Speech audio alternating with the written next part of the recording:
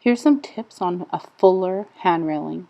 Instead of putting the garland over across your hand railing where it can scratch it, twist tie it at the side. These parts here are metal, so they make a nice twist tie. If you pull it and twist it, it will hold on your hand railing and look like that all the way down.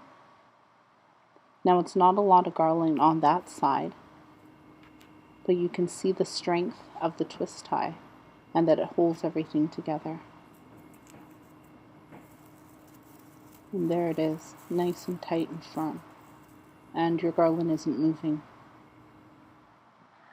Now if you want it to be fuller on this side here, you can just add another piece of garland, twist tie it again around on the opposite side, and it will look nice and full and a flush garland.